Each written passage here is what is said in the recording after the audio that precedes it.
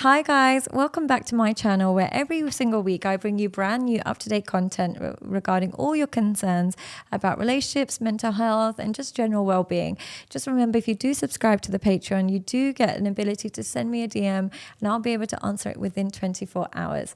So thank you so much for subscribing so far and I really do appreciate you. Now, in today's episode, what I want to do is talk to you a little bit about an avoidant attachment style. Now, what you may have come across this at some point, and most women experience this. If you are in the dating scene as a woman and you are over the age of 30, you may have noticed that a lot of the men that you're talking to don't communicate very well. They don't call in between texts. They're not very open and they don't really seem to be eager to commit. And you might be thinking to yourself, is it me? Am I the problem? What's wrong with what's going on in the dating scene? Unfortunately, what's really going on in the dating scene is after a certain age and stage in our life, if we still find ourselves single, chances are we have an insecure attachment. Our attachment style, and I talked about this when I spoke about the anxious attachment style, but your attachment style is essentially your childhood relationships with your parents has a direct impact on your relationships as an adult. As said before, if you have two consistent, loving parents, you go on to trust people quite quickly and easily, and you attach to people in quite a healthy, normal fashion, and you find yourself quickly in relationships, and you're almost married or taken by the time you're 25, and you disappear off the dating scene. So what's left in the dating scene, particularly after 30 or 35, is far more avoidant attachment style, particularly avoidant attachment style men. And this is what they tend to look like. They grew up with parents that were quite cold and rejecting. So either they had abandonment, one parent left, or they had parents, but they were emotionally detached. There wasn't that much emotional connection. So what this person will be is hyper independent. So they'll go through their childhood and adult life not really relying on their friends that much, not having too many friends that they're really open and vulnerable with. So they're kind of like do everything themselves. They're very independent. They travel a lot. They kind of just do everything like solo traveling, and they go from place to place. They don't really have a base. The other thing that you'll find with avoidant attachment styles is that they are very emotionally distant from their partner. What I mean by that is they might be in a relationship for 6 months or 6 years even, but they're not crazy about their partner. They are happy to stay with somebody, even though internally they are constantly criticizing them in their head. They have not much sexual desire for them. They don't open up. They have no plans of commitment or future, but they don't quite leave. And every time their partner wants more commitment, they get furious and like, oh, you want so much from me. But when their partner then goes to leave, then they come running back and say, no, don't leave me. I promise I'll change. But as soon as you get back with them, they're exactly the same. And this is known as an avoidant attachment style. What it looks like, some of the symptoms is they don't like labels. They don't like commitment. They become incredibly critical of their partner the more they get attached to them. And that can go as far as noticing how bad their teeth are, or just becoming like noticing how much they don't like an outfit. So they can become very critical. They find it really difficult to give compliments to their partner. They'll never ever really give compliments, and they'll never say I miss you, I love you, but they are quite quick to give criticisms. So they might say that, oh, that doesn't look great, but they won't necessarily say when you do look great. So they're far more critical than they are complimentary. They tend to lose sexual desire for their partner. After a little while, they might initially be very attracted, but because sexual intimacy is so much intimacy involved in that, they don't really like that. So they don't really have a long-lasting sexual desire for their partner. They exaggerate how much they enjoyed their independence and their single life. They usually have an ex that they kind of glorify and put on a pedestal and say, that was the love of my life. I'm never going to find someone like that again. That was a love. And everybody since then is just, pastime. So they make their partner feel like they're just a bit of a pastime. But again, that's a tactic to create emotional distance from their current relationship. And they really hold on to their autonomy.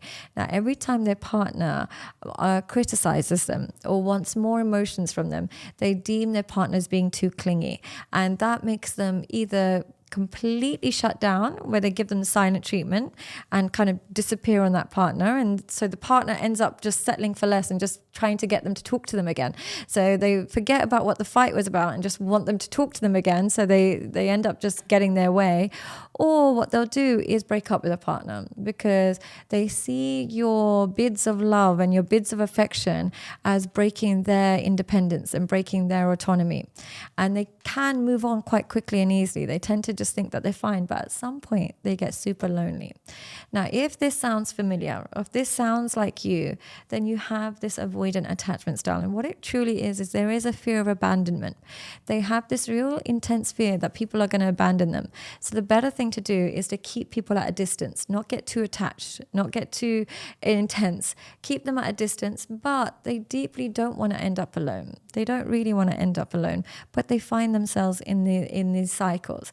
So if that sounds like you, or if it sounds like your partner, here are some tips on how to remove this avoidant attachment style.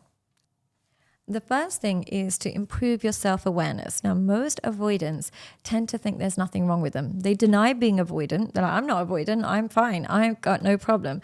They tend to have this false sense of self-esteem. So they think they're not the problem. They just think their partners are too clingy or their partners want too much. You've got to have some self-awareness. Even if your partner is too clingy, naturally, if you are in love with somebody, if you're in a healthy relationship, you should want to make your partner feel safe. You should want to be there for your partner. If you don't have that natural desire to want to make your partner feel good, why are you with them? It's crazy of you to assume that your partner should just feel better on their own or just get better by themselves. You need to be part of that process of them feeling safe and secure. So the first thing is to really have some self-awareness and understand that part of being in a healthy relationship should mean that making your partner feel good or making your partner feel more connected should bring you some happiness. If you don't get any happiness from that, then why are you together? Yeah. The second thing to do is stop glorifying independence. One of the things that avoidants do is they think, well, if I don't want to do this, why should I do it? My partner wants me to go see her parents. I don't want to, so why should I? The reason you should is because she wants you to, and making her happy should make you happy. Or the reason you should is because it's nice to do nice things for people. There should be an element of enjoying that. If that's not in you, try and work on that, because you're missing out on an important part of happiness in life, which is doing things for others. So really try and break that independence or that glorifying the independence that you have. Second thing is, don't select partners that need a lot of emotional intimacy, because there are some partners that are super clingy and need a lot of connection and need a lot of time together. If you know you have this hyper independence, don't choose partners that you know require more emotional investment than you're prepared to give. So always be selective. Try and choose somebody who is quite emotionally independent. The other thing to realize is you're going to have thoughts that deactivate your attachment from this person. So you're going to have thoughts like, oh, she's not that pretty, or oh, he's giving me the ick. Or you're going to have thoughts like, this other person is so much more attractive, or I wonder what it's like to be single, or let me message that girl. These are all thoughts to create a breakup. So don't give in to these thoughts. You're going to always have them, but try to counteract them with more positive and healthy thoughts. Don't give in to these deactivating strategies, because what it will do is create emotional distance between you and your partner and make sure that you end up single. Another thing to do is try and express your emotion. If you're feeling suffocated, if you're feeling like that, tell your partner you want time apart, but at the same time, reassure them that you still love them. Don't just randomly take time apart. Don't just randomly forget to call them. Don't randomly go on a holiday without telling them. Tell them first, then take your break.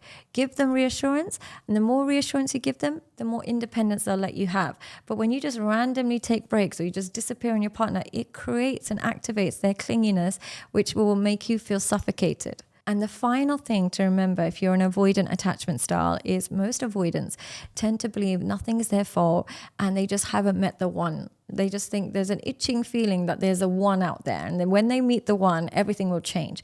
They'll become this emotionally present person. They'll be so loving. They'll be great. But there is no one. The one is whoever you confine yourself to and whoever you work on it with.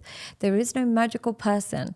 Yes, some people make it easier to work on it than others, but majority of the time, if you exercise the right skills and tools, you can make any relationship work. If you avoid all alternatives, or if you focus on meeting each other's emotional needs, you can make the one out of the relationship you're in. So if you have this mentality that one day you're going to find the one and you're going to change, that's not going to happen until you change these habits, and until you realize that your partner's well-being should be part of your own well-being. You are always going to find yourself single. Okay, so thank you so much for watching. And if you have any questions, you can book one-to-one sessions with myself in which we can go in deeper for any concerns that you may have. Thank you for subscribing.